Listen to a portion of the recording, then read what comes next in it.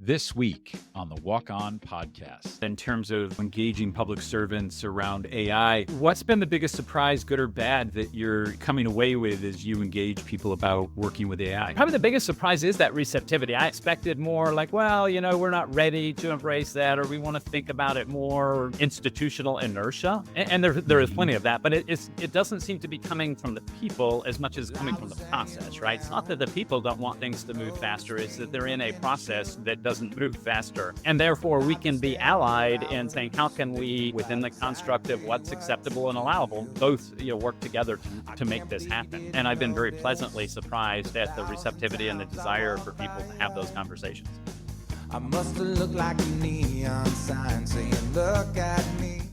Hello, and welcome to the Walk On podcast. We are working our way through season 5. Some great guests this season, continues the conversation that we've been having about finding your passion, finding your purpose, and really having great conversations with people about how they do that, finding their advice that they could offer to others. But also, one of the important things about this podcast is not just a continued conversation about purpose and passion, but also the issues that the people that we have on are managing on a day-to-day basis, whether it's their work, some unique product they're offering. And so this is a 2-for-1. You get to learn about a new topic, but also continue the dialogue about best practice around finding your passion.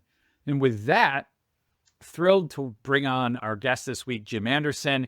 He is CEO of a company called Beacon. They empower state and local governments to harness the power of AI for smarter, faster, and more effective operations. But Jim, really, I've known him for a number of years. He's a great guy, and he's spent a career building innovative technology companies. And you've probably seen him actually if you watch CNN or BBC or MSNBC or CNBC. He's a regular commenter on technology topics from social media to AI and now the future of transportation. So Jim, welcome on. Glad to be here. Well, thanks. Well, why don't you tell us a little bit more about yourself? Yeah, and happy to do so. You nailed it here. I'm basically a civil engineer who happens to be running a software business now, selling specifically into transportation. As you mentioned, I've had sort of a varied career. We can dive into that as interesting. But I when we sold our last company, I was thinking about what do I want to do next with my life? And I thought what the world really needed was a new iPhone photo sharing app, but maybe not really. And no disrespect to anybody who's building one out there. Maybe there's the next great one. I just don't know it yet. But I was really drawn to the idea of solving some of these big, thorny, difficult problems that hadn't been solved by technology, the internet, AI, and transportation is a space that affects all of our lives and needs tremendous technology investments, upgrades, and just historically has been lagging for all kinds of reasons. So it's super exciting to just sort of see what we can bring to bear, the combination of civil engineering and software in the transportation space. Yeah, well, I can't wait to dig into that. Why don't you tell our listeners a little bit about your career arc? I know you as a successful entrepreneur and tech leader, but talk a little bit about your career arc. Yeah, it's sort of randomness, maybe one of the themes you'll sense here. So I am a civil engineer by education. Got my bachelor's and master's degrees in civil engineering, and then I started working as a consulting engineer and did that for 8 or 9 years. Liked the work, but this thing called the internet came along. You may have heard of it. It's going to be big one day. So this is back in like 1997, and I made the leap. I had just turned maybe 30 or 31. And I was thinking, hey, now, if not now, when, to capitalize on sort of what may be a transformative opportunity for my career. And as it turns out, it was. And so I ended up jumping into the internet space, went through a couple of fits and starts with startup companies, and landed fairly quickly at a company called MindSpring, which was one of the earliest internet service providers, became part of Earthlink, and spent 10 years effectively, building software development teams, and innovating that way as the internet became, as we moved from dial-up to broadband and your sort of cloud computing, everything we've become since. And then I found myself in the era of social media, right? Facebook and Twitter and all that came along, and that changed everything. And so I ended up with another software company serving big media businesses. So the BBCs, the CNNs, the New York Times, the Wall Street Journals that you mentioned before, we found ourselves selling. Those were our customers, right? Helping them get their massive quantities of content out to Facebook, Twitter, and other social networks. And so that was an amazing experience. So, each of these you could think of as sort of rounding to a decade apiece, which I think officially makes me older now. So, a decade of civil engineering, a decade of internet, a decade of social media, and now, bringing, coming full circle back to my civil engineering roots and, now back into transportation. Yeah, it really is amazing, actually, people of younger generation than we are just know the internet, right? But I remember, and I was on the other side of the coin, but I remember in 1998 when there's this internet boom and deals are being made in the OK Cafe in Buckhead in Atlanta on napkins. And then those folks that just got new investment would come to us and say, hey, PR firm, throw us a big party. Can you get like Blues Traveler or Boomer Esiason to, come to our event because we've just got all this money? I really remember when the internet was at its infancy in terms of, the business sector and Mindspring and was really at the start of that.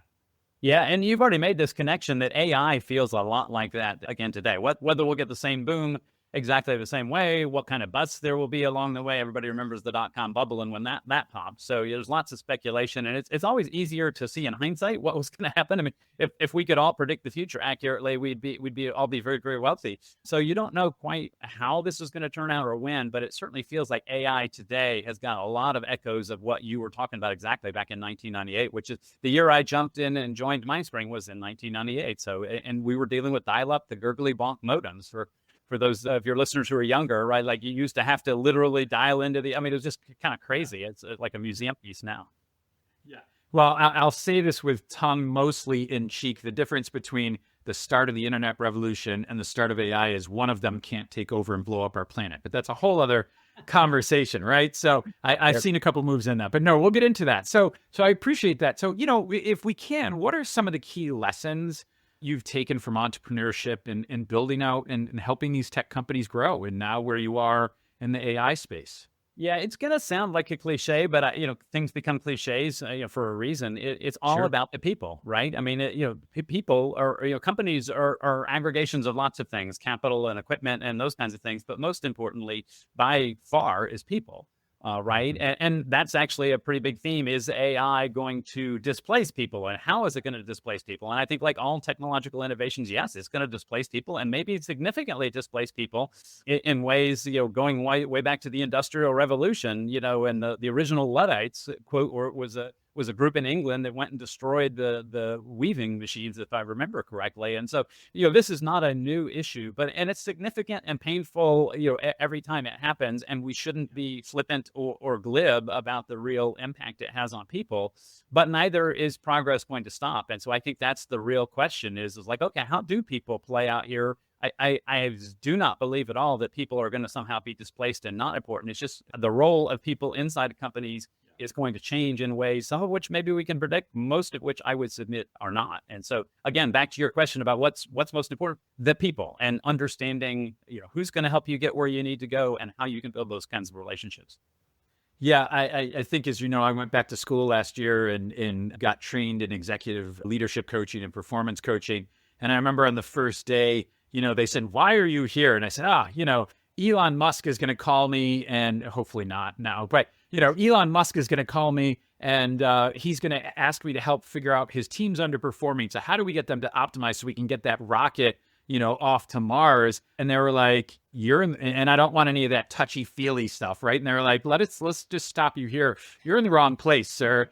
Companies aren't widgets. They aren't supplies. They're people. And it's true. Right. I mean, people are human and they have needs and wants, and how do you optimize their performance? How do you make them feel valued? So yeah, I would agree with that people are the cornerstone of all organizations.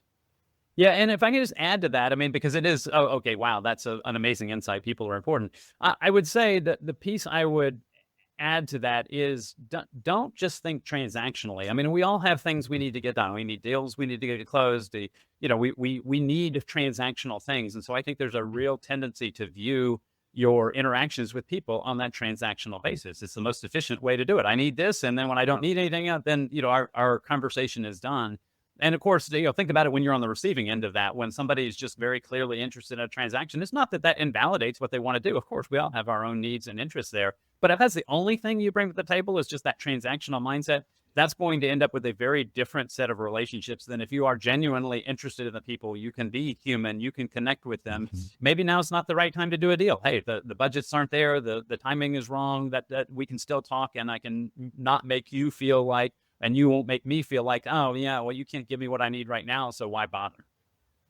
Yeah, and within that's so spot on. And within teams as well. The data is staggering right now of the number of workers who don't feel heard, they don't feel valued, they don't feel an investment from the top. And so it feels like I'm here and you're getting as much out of me, squeezing more time out of my day, making me work at home with my phone and my computer. And so, yeah, I think that's a really important insight. Yeah.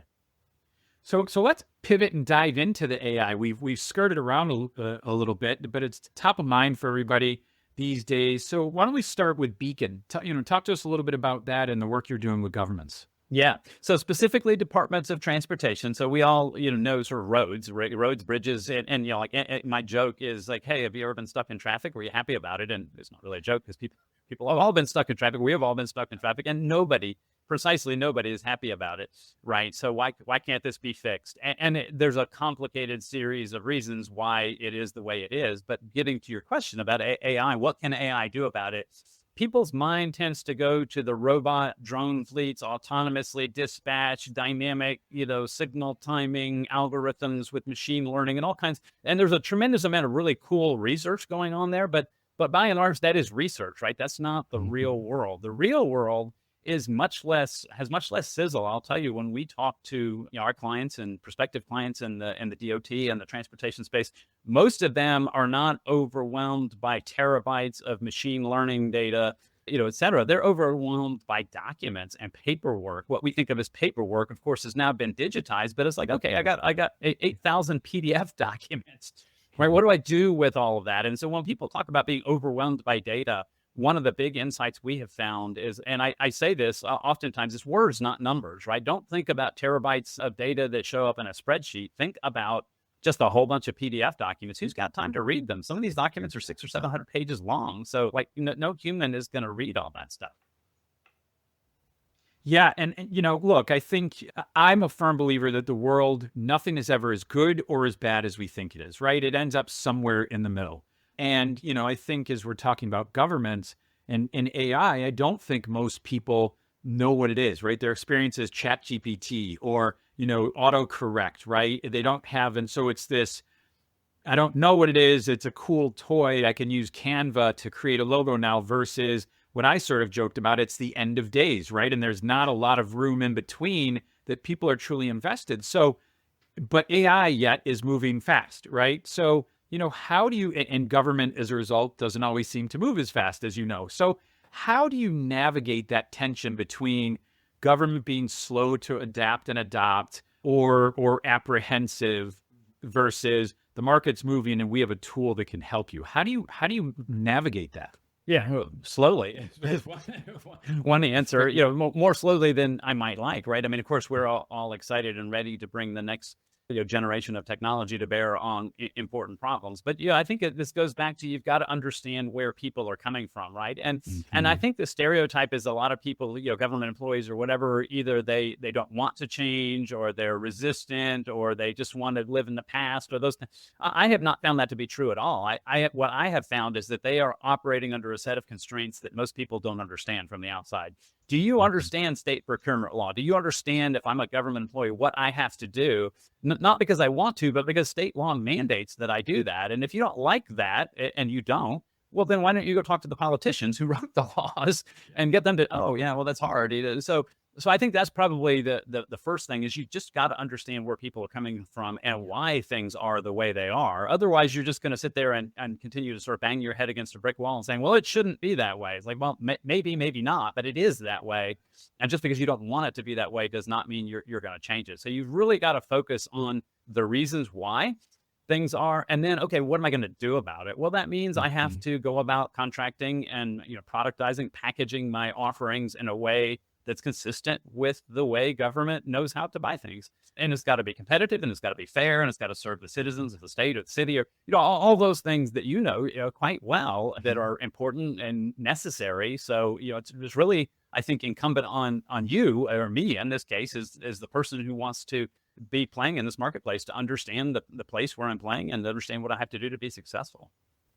Yeah, and I think in part of that, going back to the first part of your answer, is people don't really understand government is a blunt hammer, not a scalpel. Government was set up to move slowly, so it didn't move at the whim of whoever came in and control this, there, that way. We're, not to get political, I think we're with Doge and other things, that's getting tested very quickly. and we're seeing sort of norms be broken. But I think that's what people from the outside don't understand. And so often, as you said, when you're going in to sell to the government, there are rules and procedures in place that may be arcane and they slow down the process. And I would like to see us speed up that process in a lot of areas, certainly when it comes to infrastructure, right? I remember I used to represent the Georgia Department of Transportation as a PR client, and this was 2000. And the head of DOT said, whatever we are working on today from an infrastructure perspective, we're talking about like 285 for people who don't live in Atlanta, sort of this belt line that goes around the city and it moves people. It's a highway. And he was saying, whatever we do today won't help you. It won't help your grandkids. It'll likely help your grandkids' kids, right? And so your great grandkids, 3 generations, and they haven't done a ton since then. So I'd love to see a streamline, and it sounds like you can help with that. So maybe can you share a story where, your AI tool made a real difference and that how that might be an access point to talk to government?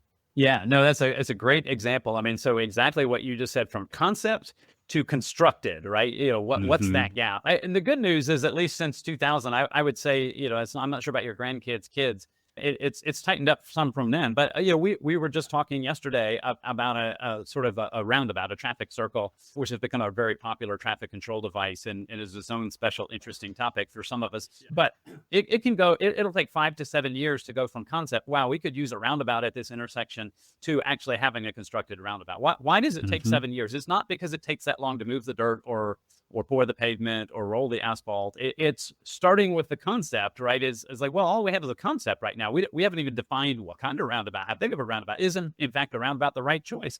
We haven't hired consultants to evaluate it. We haven't surveyed the property. We haven't, so you actually stitch together the critical path of everything that needs to happen from concept to constructed. And it's very easy to latch onto, if I had 2 more bulldozers moving earth, well, it's not the bulldozers that are the limiting factor. It's all the stuff back at the beginning of the process, including back to what we were just talking about, procurement, right? When you want to retain an engineer to write a consulting report on the environmental impacts or the wetlands that may be adjacent or the foundation investigation or the surveying needs or all those kinds of things, you need talented people with a specific set of experience and skills to do that.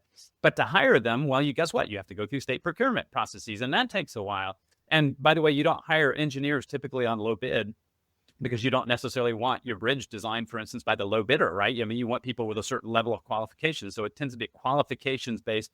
Well, that means if you're not hiring on low bid, then how do you price it? I mean, you can't just tell them, to tell you how much it's going to cost. You have to have some negotiation and ability to protect the taxpayers and the ratepayers, money there. So what you have to do is you have to do your own estimate. Well, geez, I just hired somebody to do the work, but I've got to do the own. So all of that is a long way of saying that there are multiple steps along the way that when you think about something like, and I'll just say like a Chat GPT, obviously what we're building is not Chat GPT, but imagine using those types of capabilities. Like, I wonder if I could get this engineering estimate done quicker. I wonder if I can put a request for proposal out on the street quicker. I wonder if I can process these documents quicker. I wonder if I can review the responses that come back in quicker. All of those kinds of things. So just think of these incremental opportunities along that 5 to 7 year journey to shave off weeks, or in some cases, even months off of the process, so that maybe a 5 to 7 year process ultimately can be made into a 3 to 5 year process.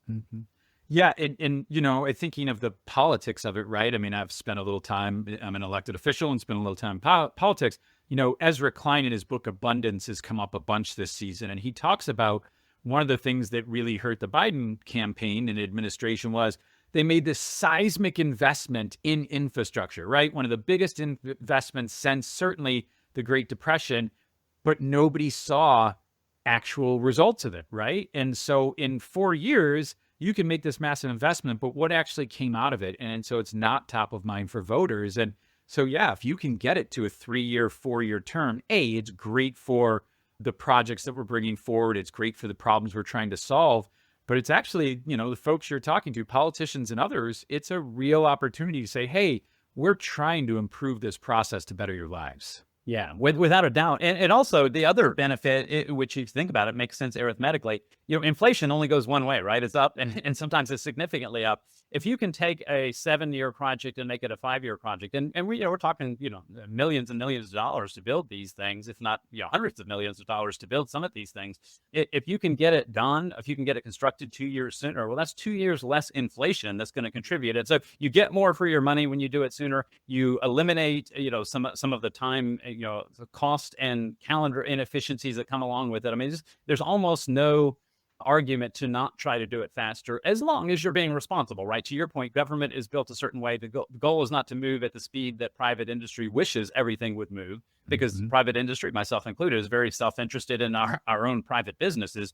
But clearly, to your point about the Ezra Klein abundance agenda, the way that things have been happening, everybody, political party aside, would agree has been taking too long.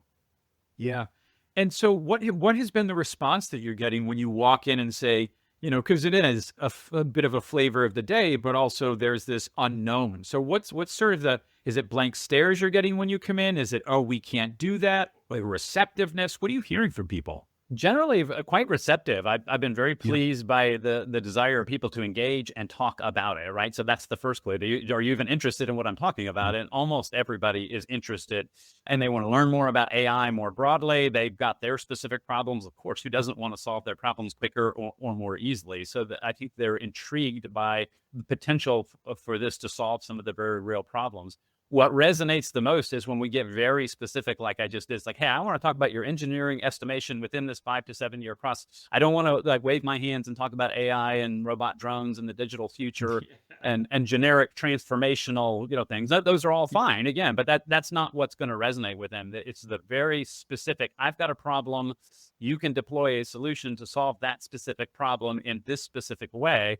Then you're left with the other challenge. Okay, great. I want that. Now, how do I procure it, right? In compliance with state laws and the way we have to do things as a government. That ends up taking its own special set of conversations and amount of time. And it's a challenge for the people who work in government too. It's not just those from the outside. It's not like there's a magic procurement answer for the people running our roads and our DOTs. They have to follow the same guidelines and try to figure things out there on their own as well.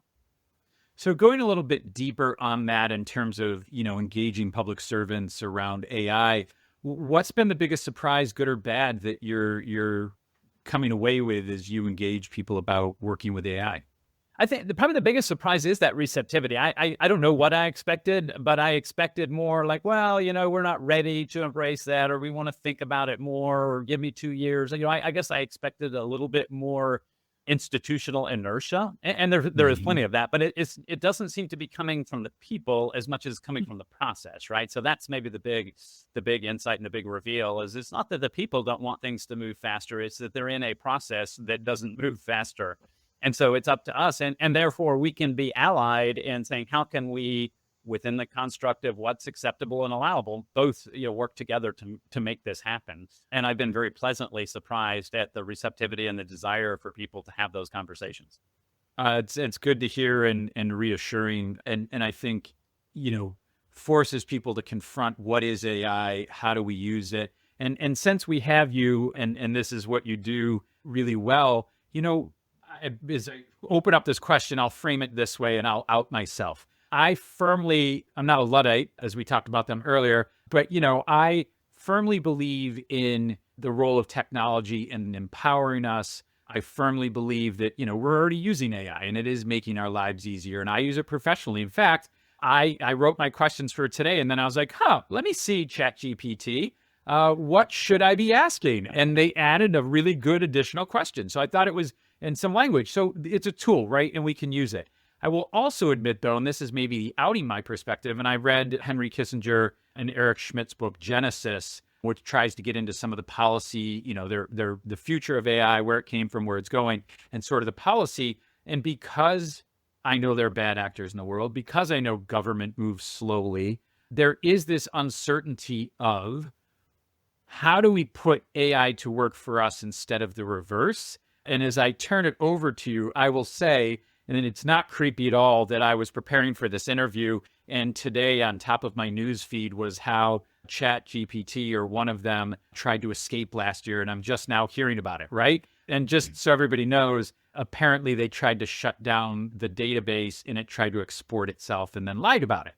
And I don't know how I'm just hearing about this a year later. But anyway, so with that long-winded caveat and saying it's a good tool, technology can be really empowering. It is going to be disruptive, as you said, but this is a little different. I know every generation says that, but I firmly believe it's different. This does have the capability to be used in really powerful ways by nefarious actors and or self-awareness. So with that broad overview and that rambling introduction, Jim, what is the future of AI? Wow. There's a couple things to pop to mind. One, what we call people who predict the future, right? We call them futurists, right? That's a job profession. You know what we call people who can predict when the future is going to happen? We call them billionaires, right? So maybe I can predict or maybe not. Whether I'm going to be accurate on timing is a whole different question. Yeah. But the other thing that comes to mind in these presentations I give on AI and transportation, I've got a recurring theme. I talk about AI is bad, AI is good, AI is misunderstood. That's sort of the mantra throughout the presentation. Okay. And all three of those things are true. It is bad, it is good, and it is misunderstood, right? So stop thinking about it as AI is a force for evil, AI is a force for good, AI is confusing. I mean, you can think about all three of those things and you can hold multiple thoughts in mind at the same time. In fact, you should hold those thoughts in mind. So then that suggests, okay, under what circumstances is it bad? Under what circumstances is it good? And what do I need to do to learn about it, right? And that's easy to say, hard to do, because I do this stuff all day, every day. I can't keep up. So if you have a job that just sort of doesn't involve AI, I don't know how you can begin to keep up. Very much like the early days of the internet, right? It's like, oh my goodness, this stuff's changing.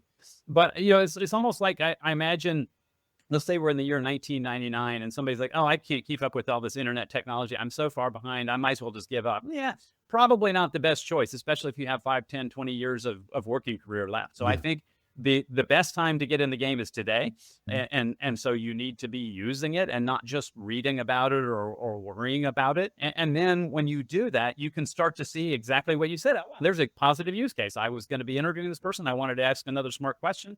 And then you can also see the potential for misuse, right? Oh, I'll go off and I do a research project and I get a bunch of answers back. I don't read it. I turn it in, whatever. And it embarrasses me because I was sloppy and I didn't notice that it had some obvious tells. Well, don't do that. I mean, in some ways, that's common sense. Don't take output out of Chat GPT or any other large language model and without reading or considering it, turn it in, whether it be for a school assignment or a work. I mean, I feel like I'm saying a lot of common sense there, but I think a lot of that just sort of gets, people think, oh, it's AI. Somehow the way I conduct myself is or should be different. And I'd say, no, be responsible, do the work, be thoughtful, be considerate, and then find ways that, wow, this makes my job easier, faster.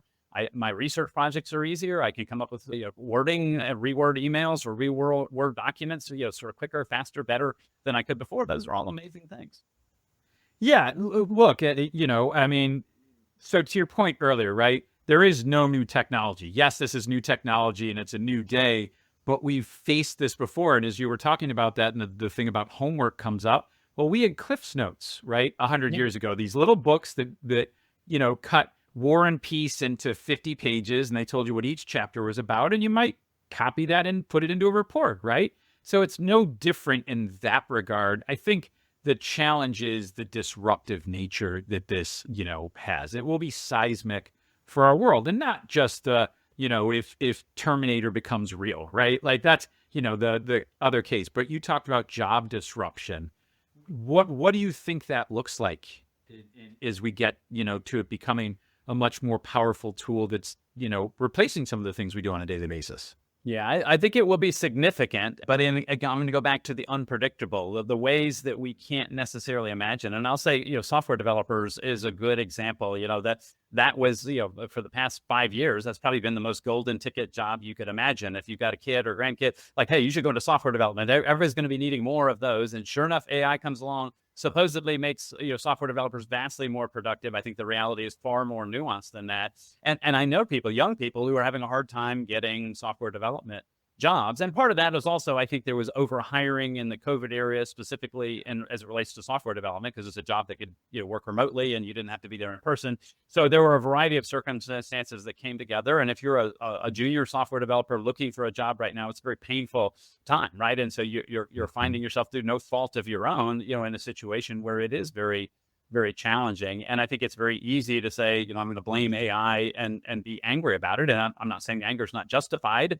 I'm not sure it's constructive or helpful. So I think that what I would always try to do is say, what are we going to do about it? And those areas that are disrupted, whether it be software development or other, sort of white collar jobs, I think is the idea that, wow, what happened to manufacturing and people with manufacturing jobs might now be happening to, white collar office jobs that have largely been immune to that. So I think those are the kinds of things that we're going to have to grapple with. And just as technology, presents those problems, technology potentially offers us solutions. Like, okay, what is it? Reskilling? Is it training? Is it a mindset? Is it just an adaptation of large numbers of jobs that have to be recreated in different ways? I don't know the answer to that, but I think it's probably, the reality is probably a combination of all of those things. And with a degree of humanity and sensitivity towards the trauma and the challenge of people whose jobs are disrupted, what they have to then do, I think we just got to get to it and we got to do the work. That's a theme that keeps coming up. And when I say we have to do the work, that means those of us who run companies, government agencies. I'll tell you, the government agencies I'm dealing with, they can't hire enough people quickly enough, right? So partly because of their salary structure, partly because of their processes, et cetera. So there are pockets of the economy and pockets of, sort of jobs that exist, whether they're the exact right job in the right location with the right skill set and the right salary range for people. That's the open question that very much has to be confronted. Yeah, I heard somebody the other day, and I'm going to bastardize it a little bit, but they basically said AI won't replace people in the workforce. They're going to replace people in the workforce who don't know how to use AI, right? And I think about my business. I'm a public relations consultant, communications consultant, and I never would dabble in creating logos or building websites. That's just not it, right? But now I can go on Canva and I can produce reports. I can design websites. I can do all these things, but I'm not taking food out of the mouth of somebody who's building websites because I wasn't going to have them build my website before, right? So if you have a company and you're building $10,000, $15,000, $20,000 websites, I'm not stealing that from you because I'm not paying for a $10,000 website. I'm not your market. So I see it as it's a great enhancement in that regard, but I'm not stealing necessarily business. So my long-winded way of saying I buy into what this person was saying, that it's a tool, and those who will thrive will be people who learn to leverage it, and those who don't. Just like, as you said, robots coming into car factories or other things. It's yes, there will be displacement, but how do we retool people to leverage the technology to make us more productive and to make them more productive? Yeah. And I will say this, is you may not be taking that website business, but somebody is, at some point, if you're making $10,000 or $20,000 websites and the technology is advanced to where, the market value for, at least for the commodity version of that's $500, well, that's a disruption that's going to happen sort of regardless of what you do. And so there's a tendency to conflate and say, oh, it's AI's fault, when in reality it's just like, hey, you had a really nice business for some period of time, just like newspapers had a really nice business for some period of time. They had monopolies on printing presses, they had the trucks that distributed the newspaper, and then along comes the internet. Like, whoops, that advantage no longer applies. And they went through decades of very significant disruption because of that. So I think there's a tendency to blame certain technologies or certain things, as that was the proximate cause. And maybe that's accurate, maybe it's not. But I'm going to go back to, what are we going to do about it? Because you're not going to put the genie back in the bottle. And I think that's so important in what you just said, right? It's the news industry saw the internet coming. I mean, it happened quickly, but they saw the internet coming and they didn't adapt. And I sit, in the Finger Lakes in upstate New York as recording this, where there was this company, Rochester, New York was the original Silicon Valley, right, of the production days. You had Kodak, Bausch and Lomb, Xerox. And Kodak literally created digital film and was like, hey, our digital, production. And they were like, you can do that. You can research that. But once it cuts into film, we're cutting it loose. Film is our business.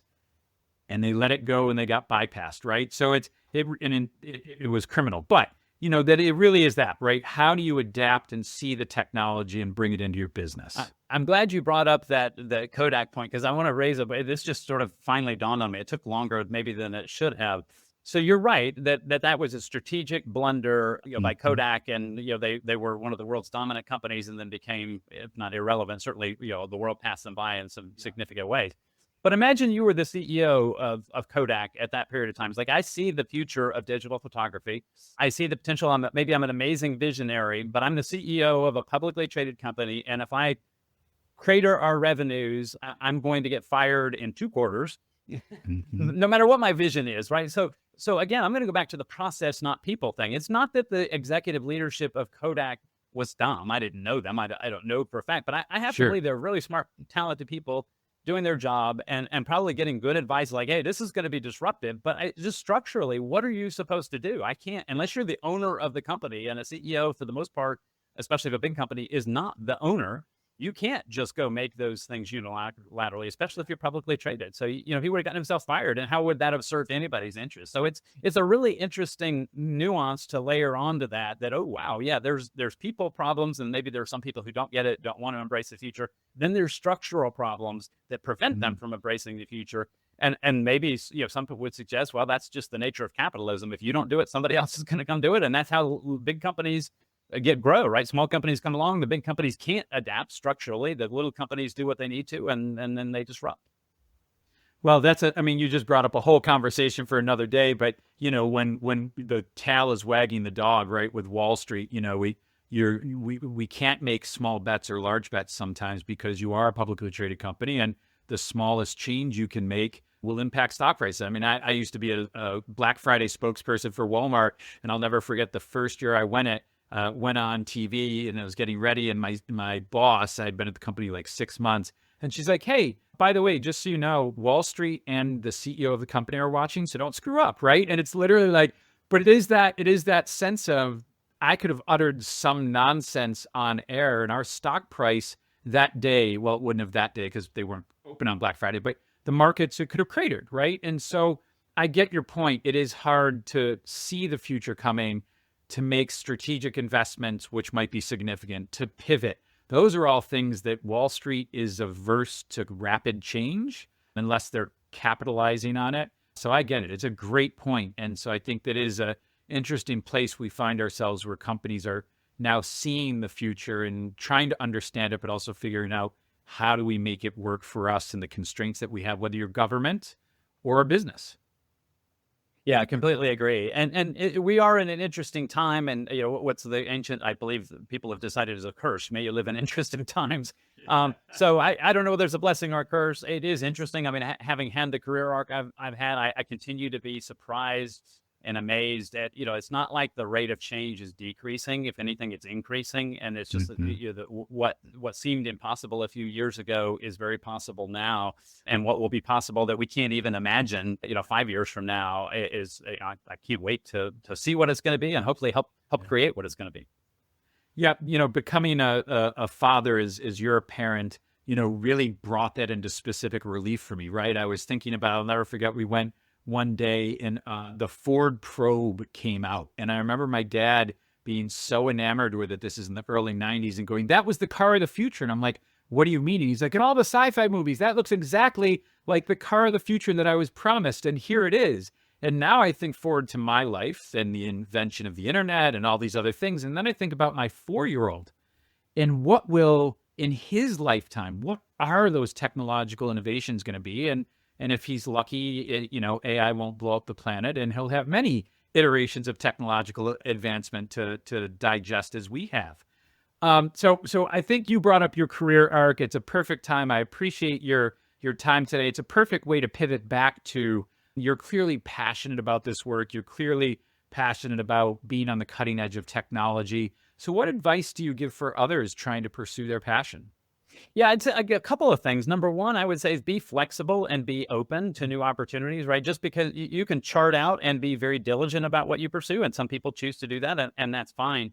For me, I've been much more opportunistic. I'm interested in a lot of things, and when something presents itself, oh, wow, that's interesting. Maybe I should pursue that. And so I would encourage a degree of flexibility. I'm not suggesting anybody not pursue their goals or their dreams. And if you're on a path and you want to become a neurosurgeon, well, then you should go to med school and follow that path, but by all means. But if you're more interested in sort of the journey, and you're interested in a lot of things, I think that opens up the aperture, quite considerably, and you never know what quite might hit next. So flexibility and openness is one thing I would advise.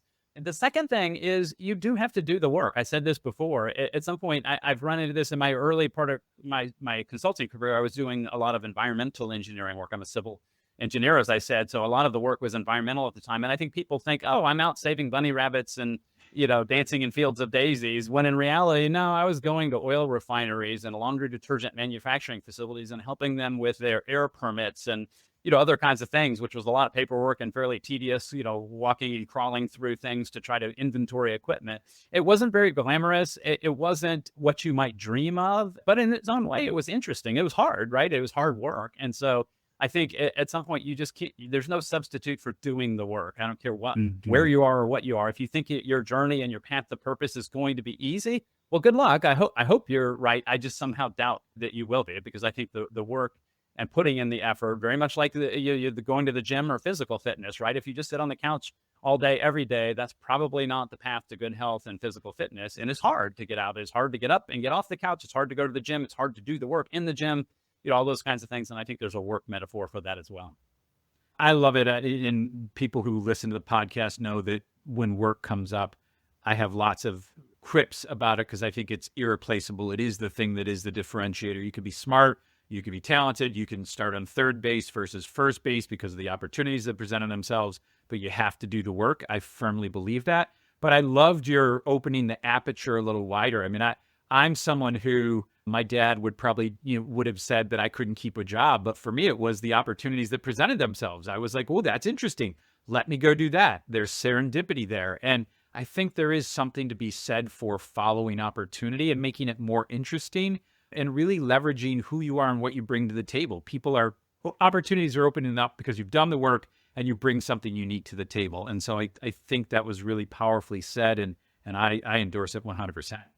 Yeah, and it's interesting that the uniqueness, I think, is worth emphasizing. There was a famous anecdote, again, I'll get it wrong, about Steve Jobs, but he took a calligraphy class as he was meandering through college, generally unsuccessfully, as the books wrote it. He was not a particularly good student because he wasn't interested, but he stumbled on a calligraphy class and he was fascinated by that. And then, years or decades later, when he's at Apple Computer and they're creating the Mac, he's like, this calligraphy thing matters. And so I'm going to bring this sort of artistic bent to something at the time, which was not, computers were not artistic at all. It's like, wow, what an amazing combination. You could put those two things together. And so that uniqueness is what opens up the opportunity to connect worlds that most people can't connect, right? And so I worked with advertising agencies, and I'm a civil engineer, and I've built software. That's a very unusual, sort of set of combinations, and it creates opportunities that may be unique to me, or at least unique to that combination, that aren't typical. And so your listeners, everybody's got their own unique path. And so whatever you can do to combine those things, you're never quite sure how it might benefit. But I love that Steve Jobs story for that reason.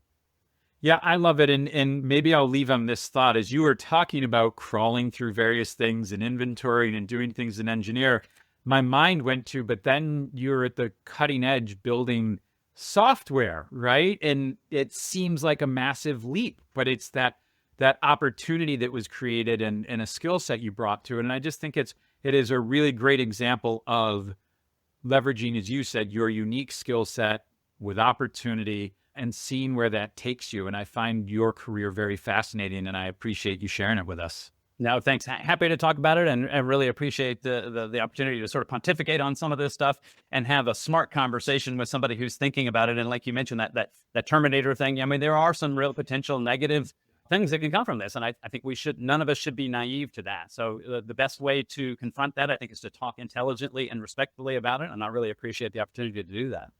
Awesome. And because I gave, technology a bit of a hard time today, I'll say all the smart questions that you just said you got came from AI, and the dumb ones were from me. So with that, Jim, I appreciate it. Where can people learn about Beacon? Beacon.dev, DEV, as in software development, is our website. And, it's very specific. If you're in transportation, we'd love to talk with you. If you're not in transportation, good luck. Go poke around our site, see what you can learn. But Beacon.dev. Awesome. Thank you, Jim. This is great. And everybody, this is the Walk On Podcast, people leading with passion and purpose, providing a roadmap for your personal journey. Hear their stories, find your passion, walk on. Thanks again, Jim. Thanks. Next up on the Walk On Podcast. As you were going through that sort of working of convenience or working of the opportunities that presented themselves, what was the pivot point where you're like, you know what, I do want to take this passion I have for self-improvement, and I do want to explore bringing that to other people. What was that moment for you? Well, I used a life coach, a professional coach, which was really helpful in helping me sort of tune into what I was passionate about. I'm lucky enough to have choices, and I remember being in an office of a nutritionist, a trainer. I was working out at the gym and asking all of these questions, and she said to me, you should just go study this. Like, you're geeking out more than anybody I've ever seen, and not everyone needs to know the details of all of these instructions that I'm giving you. It sounds like this is something that you're passionate about, and so that's how I got into it. Know what I'm doing here? Well, I don't know. Well, I don't know what I'm trying to prove by getting you. It was only a matter of time.